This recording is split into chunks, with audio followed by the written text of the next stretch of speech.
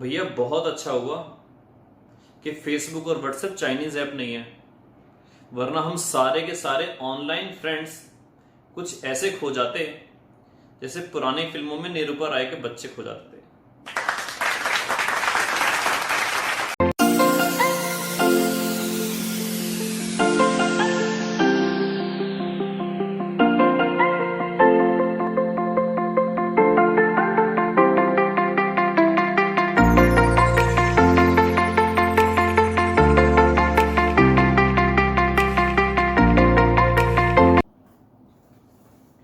Good morning India.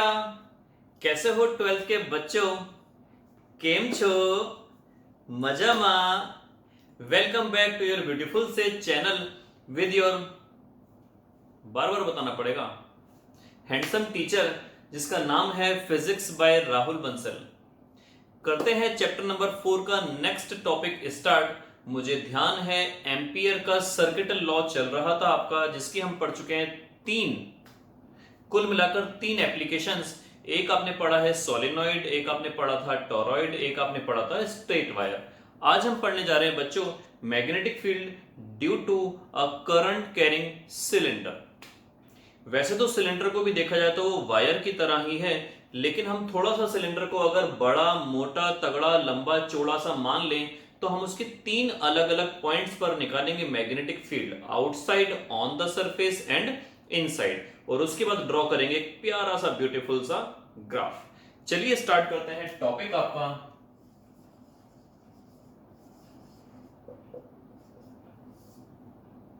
Magnetic field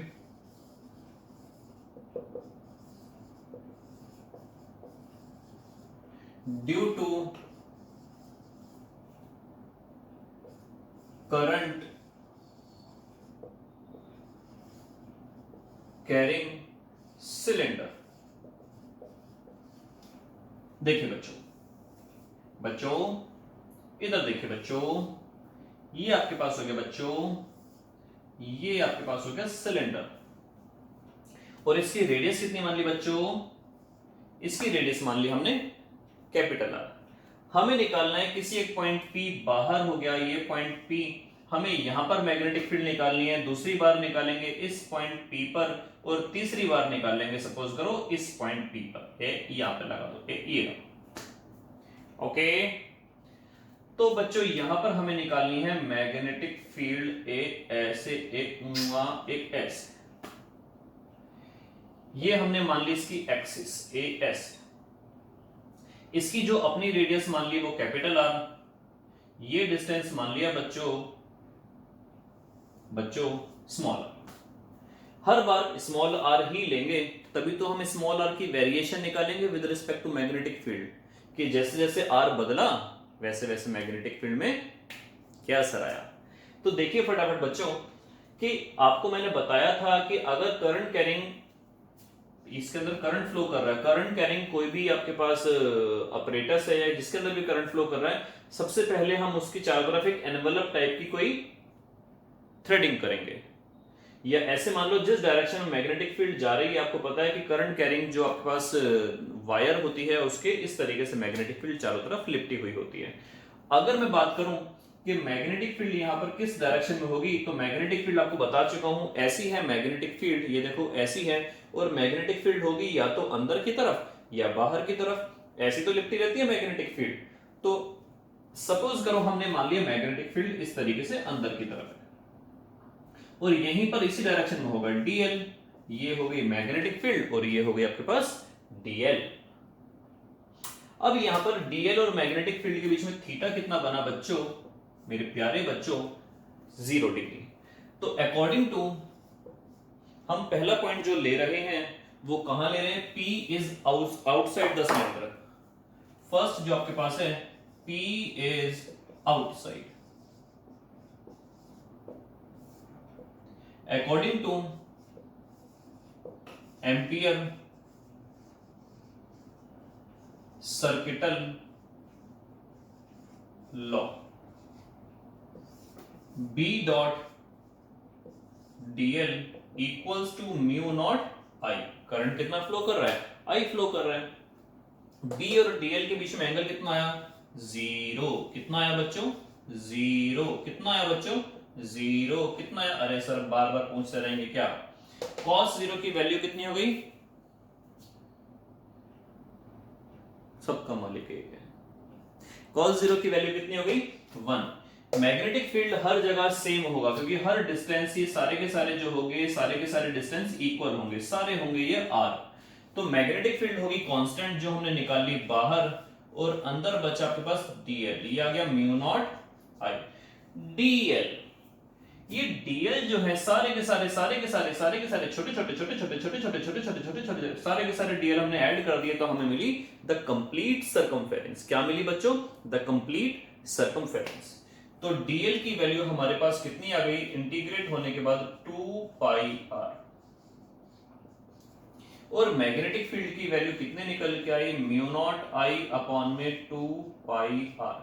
अगर मैं यहां पर 2 से मल्टीप्लाई कर दूं, जो पुराने बच्चे जानते होंगे कि क्यों करा जा रहा है मल्टीप्लाई, तो आपके पास मिलेगा 2i अपॉन में r। अरे ये तो वही वाला रिलेशन आ गया, स्ट्रेट वायर वाला।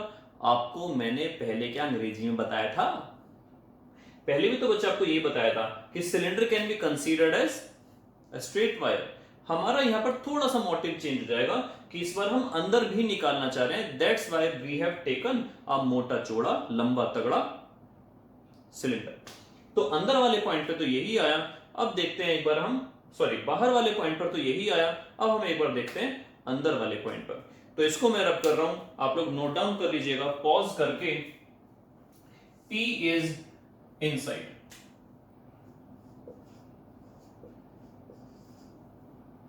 P is inside। अब बात बच्चों यहां पर ये करते हैं कि अगर कोई पॉइंट P अंदर का हो गया, अगर कोई पॉइंट P अंदर का हो गया, डिस्टेंस तो हमने वो ही लिया, लेकिन करंट की वैल्यू चेंज हो जाएगी। क्यों? क्योंकि बाहर पूरे भरे चौड़े लंबे तगड़े वाले सिलेंडर पर नंबर ऑफ इलेक्ट्रॉन्स ज्यादा होंगे, लेकिन यहां पर नंबर ऑफ इलेक्ट्रॉन्स कम हो गए, तो हम बोलेंगे यहां पर करंट की वैल्यू कैन बी चेंज।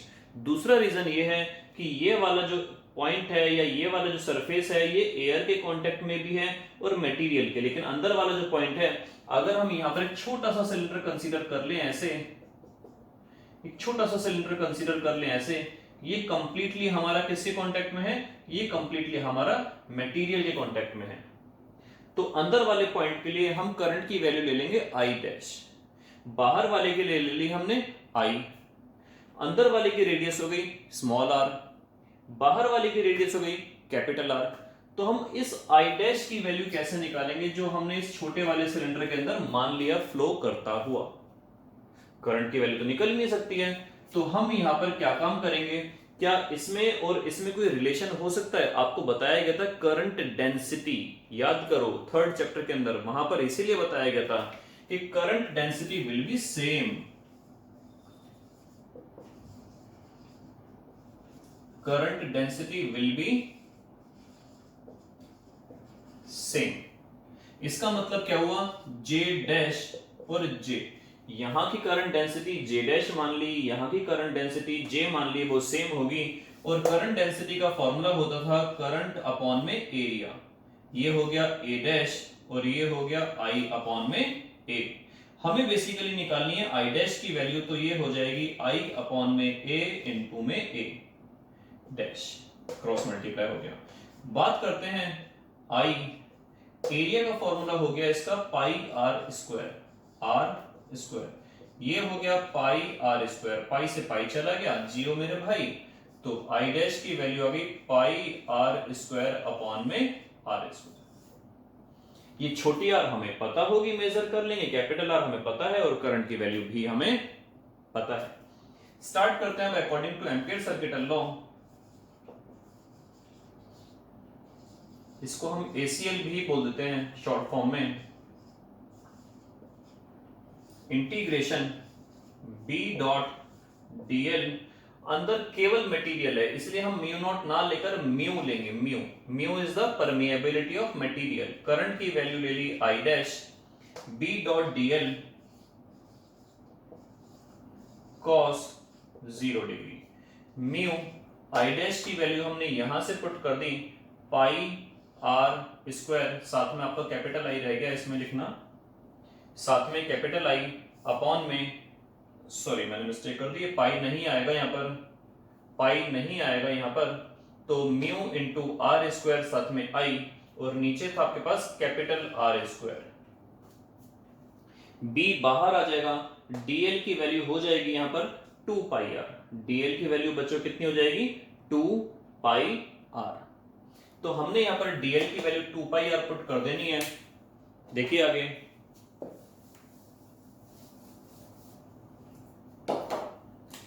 ये आपके पास मैग्नेटिक फील्ड बाहर आ गई जो कांस्टेंट होगी, cos 0 की वैल्यू 1 हो गई, डीएल आपके पास ये बचेगा इस तरीके से, और आपके पास आएगा म्यू, साथ में आई डैश की वैल्यू निकल कर आई आपके पास, पाई से pi cancel, I R square upon में आर स्क्वायर, तो म्यू ये हो गया आई आर स्क्वायर अपॉन में कैपिटल आर का स्क्वायर। डीएल की वैल्यू बच्चों आपके पास कितनी निकल के आई है, डीएल आपके पास आया 2 पाई आर, तो मैग्नेटिक फील्ड हो जाएगी 2 पाई आर, ये आ गया, ये आपके पास आ गया कितना बोलिए, ये आपके पास आ गया mu I are square upon में आर स्क्वायर।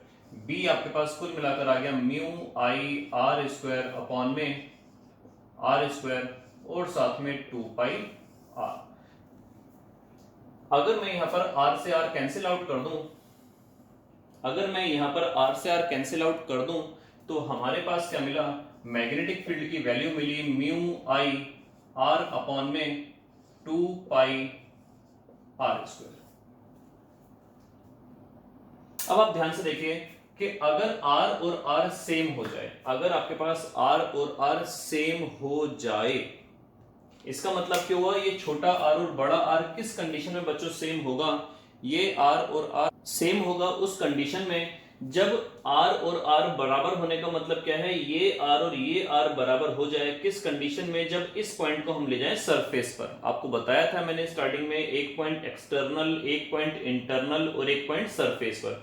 अगर इस पॉइंट को हम ले जाएं सरफेस पर, तो छोटे r को हम जो ले रहे हैं वो बड़े r के बराबर हो जाएगा।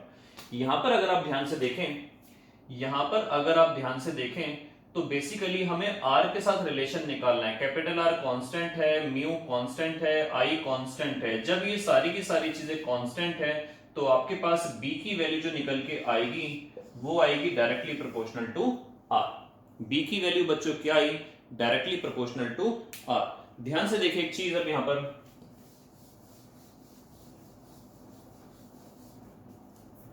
अंदर के लिए, इनसाइड के लिए, इनसाइड के लिए बी आ रहा है डायरेक्टली प्रोपोर्शनल टू आर, ये रहा। और आउटसाइड के लिए, आउटसाइड के लिए क्या आया, b इक्वल्स टू आया था म्यू नॉट अपॉन में 4 पाई इंटू 2 पाई आई अपॉन में, सॉरी 2 आई अपॉन में r। सारी चीजें अगर मैं कांस्टेंट कर दूं तो b आया था इनवर्सली प्रोपोर्शनल टू r। इसका मतलब ये हुआ जैसे जैसे r बढ़ेगा वैसे वैसे मैग्नेटिक फील्ड बढ़ेगी, जैसे जैसे r बढ़ेगा मैग्नेटिक फील्ड घटेगी। अरे भैया ये क्या ड्रामा हो गया, how is it possible? Possible है बच्चों, देखिए सेंटर से लेकर चलते हैं। जैसे जैसे r बढ़ेगा वैसे वैसे मैग्नेटिक फील्ड बढ़ेगी, जैसे जैसे r बढ़ेगा वैसे वैसे मैग्नेटिक फील्ड बढ़ेगी, जैसे जैसे r बढ़ेगा मैग्नेटिक फील्ड बढ़ेगी सरफेस तक।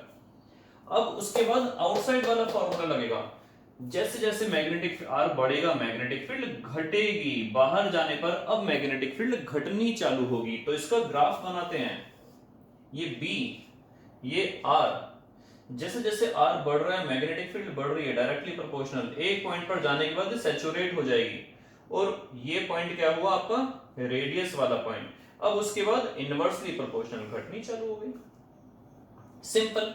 और ये मैग्नेटिक फील्ड की सैचुरेट वैल्यू, इसको आप चाहो तो नाम दे दो बी नॉट, आमतौर पर हम सैचुरेट वैल्यू को नॉट के हिसाब से शो करते हैं।